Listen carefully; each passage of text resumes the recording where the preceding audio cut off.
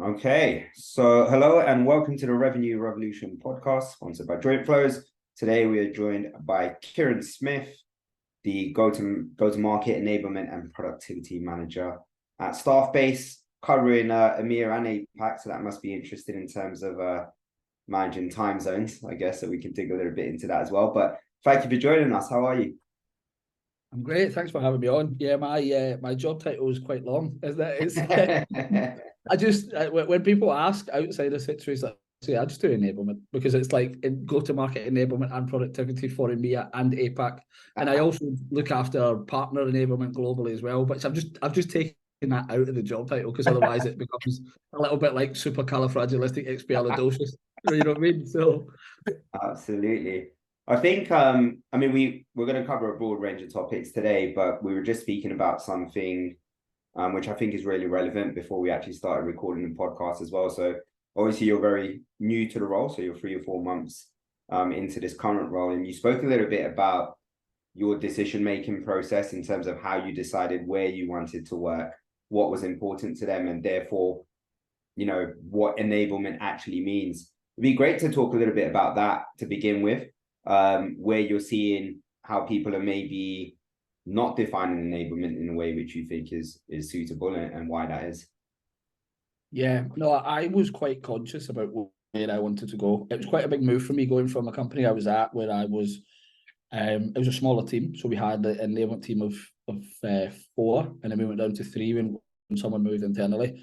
And it was part of a high growth company, so we were responsible for lots of different things a lot of the time. But within that, I sort of found my passions within enablement, which is all about making an impact, moving the needle. Basically the reasons I wanted to get into enablement. So then when I was looking at a few different companies, Staffbase stuck out a mile based on their interview process, based on the questions that we're asking, based on the person that I'd be reporting into. So I would think, even if I was to look at it and like the company, the way that they look, the way that they approach the interview process, and then the person I'd be reporting into, the company, fantastic. The way that they approach the interview process, everything was based around impact. It was all around numbers, metrics, how are you going to make an impact, their word is, how are you going to make enablement legendary here at Staffbase.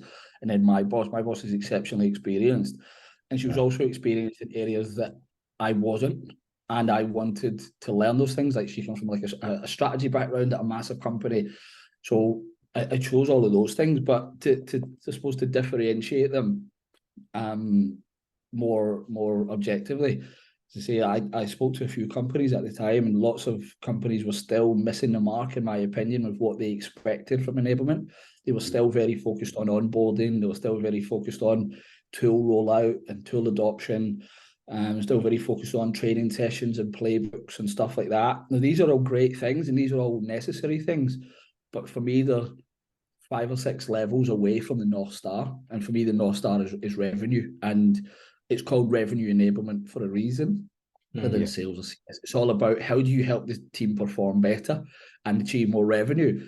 And as I said, Staffbase stuck out because they're so focused on enablement, and we've got our overall global team is like 17 people for enablement. So we believe in it a lot, right? It's huge, and we've got like 1,000 people. So by enablement standards, that's a really big team.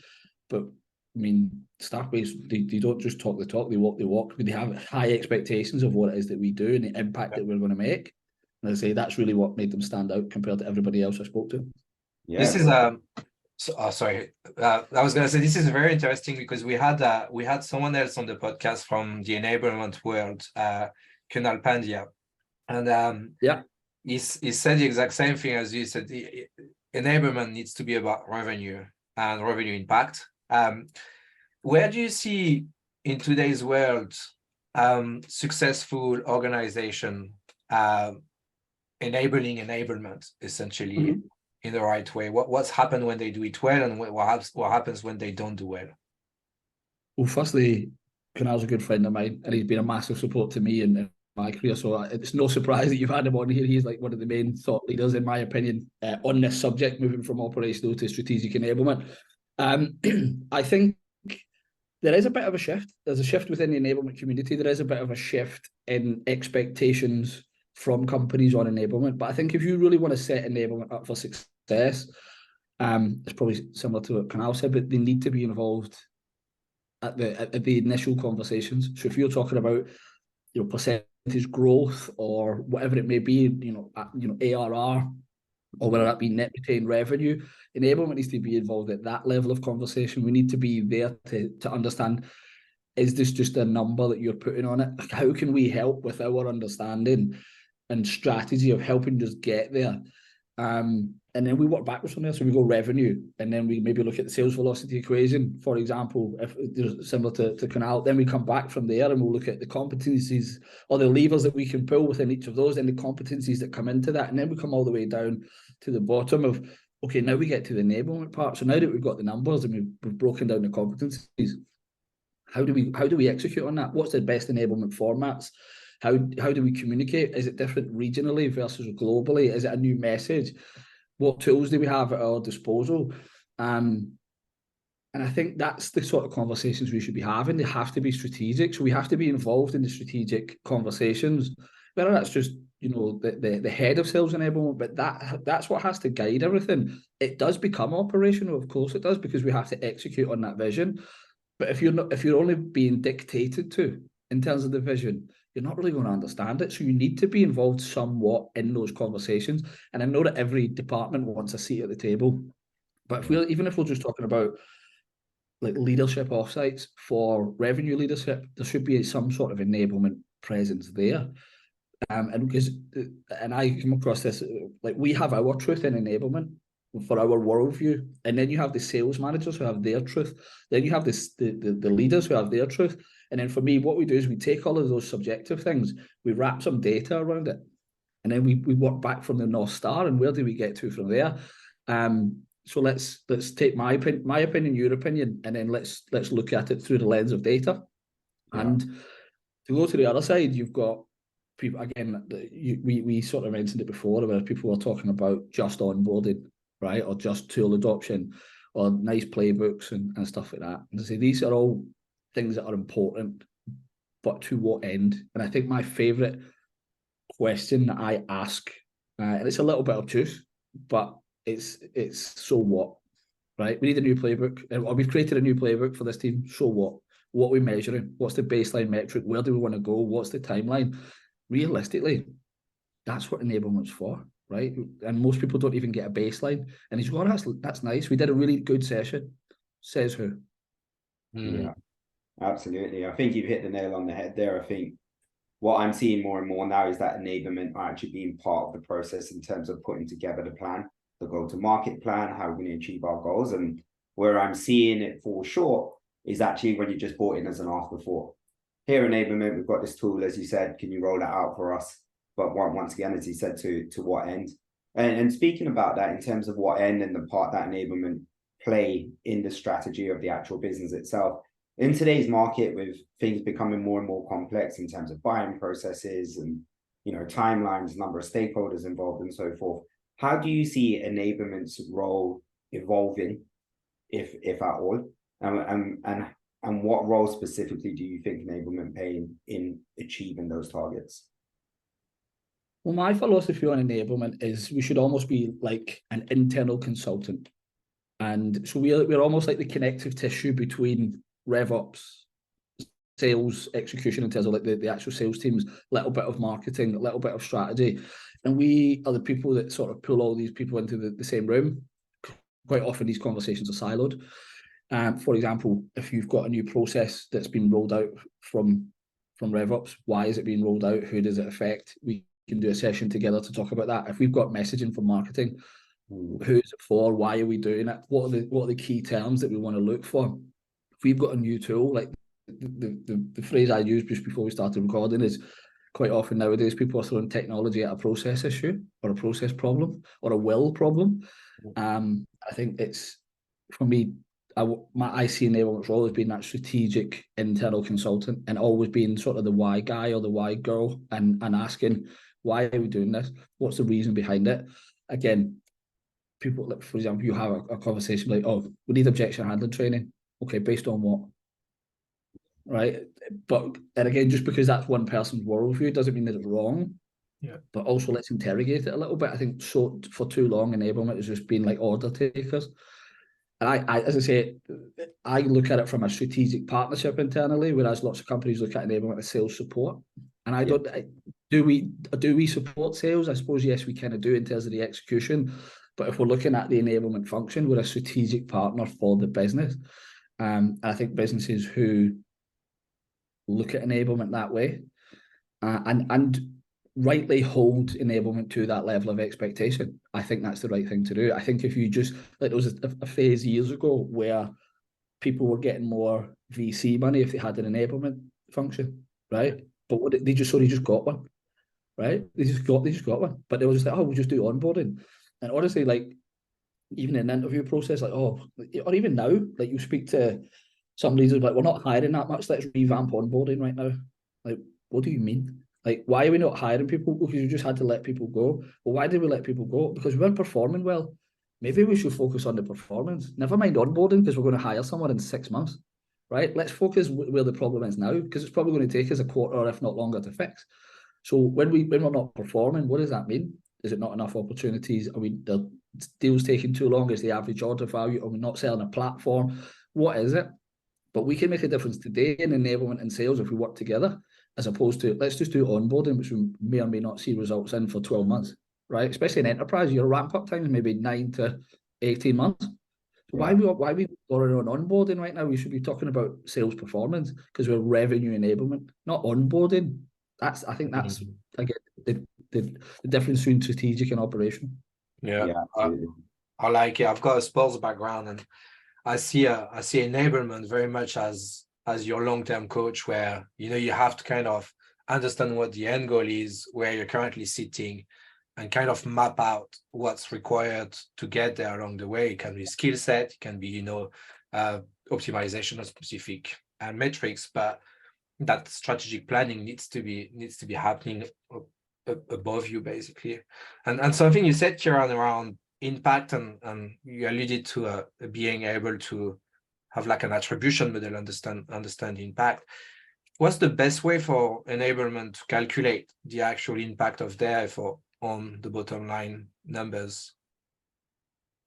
Well, yeah, this is the biggest question, right? Because we can influence sales rather than impact them. But it's a question that we should be asking nonetheless. So I think for me, we've got lots of tools nowadays, right? So again, if we were to break down the priorities, look at which lever do we want to pull, whether it's higher average order value, whatever that may be. I think the biggest thing that people miss, and I think I said this earlier, is people don't get a baseline, right? So they don't know where they're going. You say, we want more. Okay, well, what does that mean? If it's more revenue, okay, that's cool, but what does that mean in terms of how many deals at X price? Is it more deals? Is it? So again, it's what's the baseline? Where are we right now? Calculate that. So we've taken the approach internally here is when we get an enablement request, it's got to be linked to an OKR. It's got to have some metrics. We've got to understand what the metric is, where we want to move it, what's the timeline in which we're doing that. Is that possible? Is that feasible? And then from there, only once we have those do we take a step back. What are the competencies? What are the enablement formats, as I mentioned before?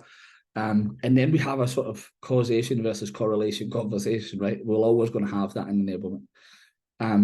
But again, depending on your tools that you're likely to use, I think you have to agree on where we have that baseline, or we're going to use whatever tool we've used for that. We're going to measure it and monitor it on that. If we're going to run it for 3 months, we don't wait to 3 months till we get to the end. We measure it month over month, because if it's not going well, let's change quickly. But yeah, I think for us, for example, let's just look at discovery calls. Let's just say that you want to improve your conversion rate from discovery to open opportunity, right? And so you're from one stage to the next. What is it now? Okay, let's look at it basically. Are we fitting into a specific sales methodology? Cool. Let's look. Are we hitting those things? We could use something like Gong or any other conversational intelligence platform. Are we getting the pain? Are we understanding the impact? Are we looking at these things? Like, for example, if your conversion rate is really low from like discovery to demo, and then probably more so from demo to proposal stage, or whatever your customer buying stages are, Why is that? Right? Like most of the time, and I think this has been a systemic problem in sales for a long time, is salespeople don't tend to get the pain or enough pain and certainly don't identify the impact. So if you don't understand the pain or the impact, it's really difficult for you to show value, right? So, and then again, if you manage to go from that element of understanding the pain and the problem, and then you get them to a demo, and then it makes sense to give them an onboarding call. You say, well, this button does this and this button does that, right? It's a pretty easy fix. In my opinion, it's a long-term fix, but again, you can work on, these are the questions that you can ask. You can then monitor that through things like Gong. Then we're using Salesforce to check the conversion rates, or even deal board on Gong or whatever it may be. That's what we do. But again, you've got to put a target against it and a timeline. But yeah, I think you start with a baseline, work backwards from what it is that you want to do, put some targets around it, understand that there's certain competencies that you're likely to pull for each one of these things. It could be a messaging thing. It could be, if it's more opportunities created, it could be around your opening. It could be around your questions that you're asking. It could be around your persona, right? You're talking to the wrong person. For example, when I worked at Andela, we did staff augmentation, and most new people who come in, especially SDRs, you would assume that we speak to HR because it's staff augmentation, but we didn't. We spoke to VPs of engineering. So again, it could be a tiny little switch like that, but we could look at the amount of meetings that we are having with, and we're not converting from discovery to demo, and 90% of the meetings we're having are with HR or talent acquisition. Okay, so let's work backwards from there. Again, it's all about getting the baseline, understanding where you're going, and then using the same metrics to measure the hopeful improvement. Yeah, great. That makes sense. I think a lot of what we spoke about is the why. Why is it that you want to make this change? And I think you said it before, you wrap it all around in data, and therefore then you know where you're trying to get to, where you are currently, and how you've got to bridge the gap. And I'm a big believer in being data-led in everything that you do in the business world as well. So I'm really on board with that. But what I tend to struggle with, or what I've experienced at least, is making sure that the data is accurate. And so what I mean by that is when I've been a sales rep, I've also managed sales teams. And, when I was a sales rep, early in my career, I can comfortably say that I probably didn't upkeep my data entry into CRMs and things like this as much as I should have. And when I was managing a team, I can honestly say I tried to reprimand. Well, maybe reprimand's not the right word, but strong word with the Oh, dangerous. Oh, right. Oh, he's one of those old school managers who's letting cat out of the bag. There he is. How do you ensure that reps are maintaining the data to a level it needs to be in order for you to be able to successfully do your job? Well, isn't that the number one question around any data at the moment? I think, ironically, I think it goes back to the why that you mentioned, right? Why is it? You have to sort of sell reps on why it's important, right? And I think you have to have a certain level of comfort. I think it was like Colin Powell years ago. He said, like, if you can make a decision with between 40 and 70% of the data, right? As long as you trust in that data and where it comes from, as long as everyone is on the same page and in agreement that this is the data that we're going to use, right? I think that's the crucial thing for a business, for a project. I've worked at business. I mean, it's weird, right? You see on job descriptions, must know how to use Salesforce. I've used Salesforce. I've been in sales almost 20 years, and every company that has used Salesforce differently. So I think that's like a weird, spurious statement. But yeah, I think I would say that also every company I've probably been part of is in the middle of a data cleanup on Salesforce, right? It's like a DFS sale, right? It's always on. The data cleanup's always on, right? So, but yeah, I think you've just got to, on the rep side, you've got to sell them on why, right? I think that's the biggest thing, and it's what's in it for them. All these lovely things, but yeah, and then I think you've just got to. I think you've almost got to get agreement from whoever. So for me, this is when you have to identify the number one stakeholder. So for me, if it's the CRO, and we go, are you comfortable with us using this data to plan?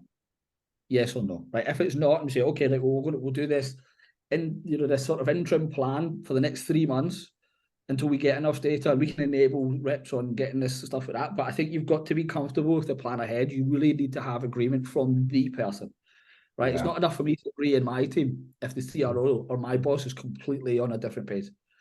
So whatever that is, and as I say, like I think you struggle to find a company in the world who are utterly happy and they think that their data is perfect. So again, you've just got to get that agreement, and again, get that baseline, right? Understand that, like, look, this is the data we've got. Are you happy for us to use this? Yes, okay. And then we use the same parameters to measure it week over week, month over month. But yeah, I think going down to the operational level, you've just got to let people know why it is, right? And I don't think it's a stereotype for a reason that salespeople don't like inputting data, right? And the thing is, we're getting lots and lots of tools now that are taking that away, right? Lots and lots of tools, or they're automating things and stuff like that. Long may that continue, right? Because from a sales rep's point of view, I think the average is they're spending about less than 30% of their time selling. Right, so if we can automate that as much as possible, then great. But as long as we automate it and it's accurate, there's no point in automating terrible data, right? Yeah, I think you hit the nail on the head. Getting the buy-in on the data source from the main internal stakeholder is key in that as well. And yeah, with the I think Mick's gonna ask a question next, but I'm just gonna jump in here. As you said about the automation aspect of things as well, it's a good segue actually. One of the things that intrigues us at the moment is the involvement of AI within the tech stack in the B2B world.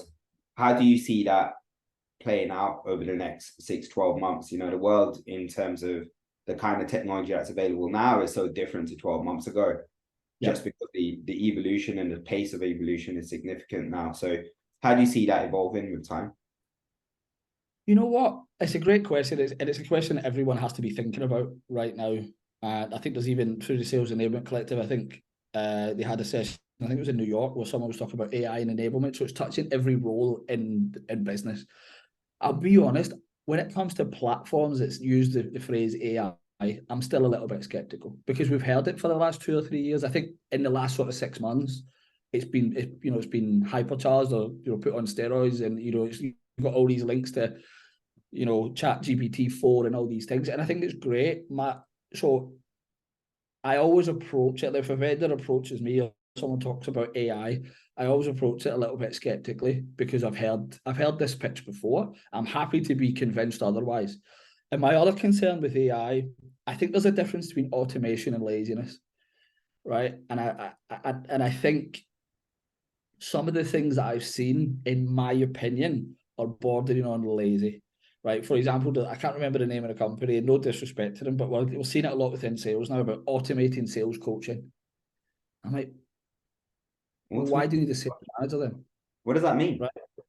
Right, easy. So I think it just like gives transcripts and then gives suggestions based on the back of it. But what happens is that lots of these sales managers will then give those to enablement. So like, do you know what I mean? Like, and again, I've seen some really good AI on that side. Like, we work with a company called Atrium, and they've just got like this automated thing, and it brings it up, and it's great. As someone who was a sales leader for over 10 years, when I saw it, again, skeptically, when I saw it, I was like, brilliant. Right? If we're looking at this data very quickly, that's exactly where my head would have gone with this. And it was fresh, really, really fresh. But it's what people do with that information. And to say, I've been approached by someone, it's like, automate your role plays. Well, why though? Right? Like, so again, I'm just being a little bit skeptical. Like, am I a huge fan of role plays? I'm probably 50-50. But is there use in them? I think there is. But the use is you working with someone and doing it. It's like if you use Gong or a conversation intelligence, and all you do is you listen to that call and put comments. Yeah, I suppose you're kind of giving feedback, but you're not necessarily coaching. There's a huge difference between coaching and feedback. Feedback is an opinion on something that's already happened. Coaching has got the potential to inform future performance if you run through it, right? Like you, Mick, you know yourself, right? You come from a sporting background, similar to myself. If your coach should say, do better, run faster, cheers, no worries. Do you know what I mean? Well, good job, fantastic. But that's not what a coach gets paid for, right? A coach gets paid for, when you did this, you actually took off on your heel instead of your toe. Or when this happened and you reacted, you took a step backwards instead of taking a step forwards. So that made you know what I mean? Like, That's what a coach does. It's those nuances. And then if you move that into sales, it's like, you ask this question like this. How else do you think you could have asked that question to get even more information? You get the self-reflective piece.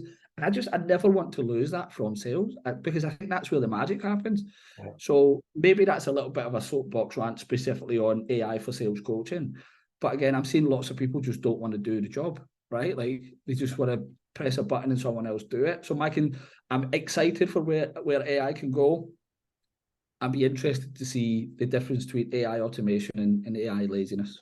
Yeah, bonus points to you, by the way, Kieran. Mick loves it when people bring up the fact he's got a sporting background. So keep telling everyone no one wants to listen. I told you I was a sportsman. Just listen to me. Kieran, you said something around skill sets, and when you hire a person to join your enablement team, what do you feel like is the best background to look for, or the best skill set to be had to be a good enabler? Great question. I think it's a mix. So I came from sales and sales leadership into enablement, and for me it was a conscious move. And I think I found very similar to sales. Lots of people fall into sales enablement. Maybe they get a little bit bored by being an SDR or an AE and they go, it's still within sales. I quite like that. And then you have people who come from like L&D across. Me personally, and I've just gone through some interviews recently, it's really interesting. I think, and I had a conversation with another enabler, Devin McDermott, who she's a really good person because she's like a VP of enablement, but she doesn't have a sales background. And it's like I've been to quite a few enablement summits, and it's like the number one question is like, how could you have credibility as an enabler if you don't have a sales background? And I would say, me personally, I would say that my sales background is my superpower and my kryptonite when it comes to being an enablement person. So I don't necessarily think I don't think it's necessary to do. I think it's an advantage. I think I do. I think if you've walked that world in it, but again, if someone, say for example, someone's only been an SDR, they come in to do enablement, and it depends on what the expectations of the enablement team are. But if that person's going to go and speak to AEs about closing deals, you're going to potentially struggle with credibility on that, right? And especially if you've got like a tenured rep, who sometimes can be difficult to get on side anyway. If you've got someone who's like 23, 24, has been an SDR for a couple of years, joins the enablement team and be like, right, everyone, we're going to do this role play on, finding the pain and getting the impact. They're like, well, you've probably never done this before. So again, I think it depends on what the expectations of the enablement team are, or the enablement role that you're hiring for. But I think firstly for me, the same as when I worked in sales, coachability is something I look for. No one's a finished article. So it's all about developing, and we've got certainly here at Staffbase, a strong ethos on everyone developing all the time. Again, one of the main reasons why I wanted to join. But other than that, I think I would ask some questions around, if you've never been in enablement before, what do you think enablement is? Like genuinely, right? I was actually talking to someone here at Staffbase this morning, and I was like, when I was at my last company, people, I want to be in an enablement team. I was like, do you know what we do? Oh yeah, you just like do the training sessions. I was like, that's the fun bit that you get to see. We do a whole lot of other things that are not that fun. But I think probably coachability, understanding of the sales world. I genuinely believe that to be a top level enabler, you need to be a little bit of a sales encyclopedia. You need to know what a sales methodology is, qualification methodology, the differences between them. You need to understand the sales cycle. What did some of these terms mean? I think you need to be to progress. I think you genuinely need that skill set. Other than that, project management experience, it's really difficult, right? Like I've ran teams and departments in the past, but when I come into enablement, it shocked me, right? Like because you're pulling so many different people and departments together, and you have to set expectations and set timelines. And if you want to be seen as that strategic business partner internally, the buck stops with you, right? And you've got to hold people accountable. And again, like stuff like that can be really quite difficult and daunting. And then other than that, just a decent enough person, right? I don't necessarily think I would hire someone or everyone who's exactly like me. But I mean, I've got an enablement team of 7 people. We've obviously got a certain team dynamic, and we need to kind of fit within that. You don't have to be the same, but and I mean, I've got one person from the UK, one person from Sweden, one person from Canada, 3 people from Germany. So that's a very culturally diverse team. So as I say, not everyone's different, but you have to sort of fit within that culture, and I think that'll always be part of it. But yeah, that's kind of how I would break it down. Yeah. Awesome. Well, Kieran, I feel like we could speak to you forever, as you seem to be a fountain of knowledge, but we do need to wrap up. And so we do have a bit of a tradition where we ask one final question, which is, in your career in the enablement space, what is your favorite memory so far? Most people are going to cringe when I say this, but I was exceptionally proud of the work that we done with Gong when I was at Andela. We won a Golden Gong Award for best performance story. So to give you a bit of context, I joined Andela in the October of 21. I found out what a Golden Gong was in November, and I said I want to win one of them. Yeah. So myself and my good friend Joseph Tung, there was other people involved, but we were the main people. We put a year's worth of work into that, and we implemented it in everything that we did, from onboarding to coaching calls to coaching culture, all these other things. And yeah, at the end we moved the needle on some of these big metrics, and we won a Golden Gong. I've even got the trophy right next to me. It's like second prize, but third prize possession after my 2 kids. But yeah, no, that was my favorite memory, and I think also because it was like 12 months of work. It wasn't like a quick hit, right? It was 12 months of work. And for me, it was just like, spoke it into existence, worked hard towards it, and we achieved it. And I'm hoping to try and win another one at Staffbase. So amazing, a great memory. Well, thank you for joining us. This has been the Revenue Revolution podcast, sponsored by Jointflows.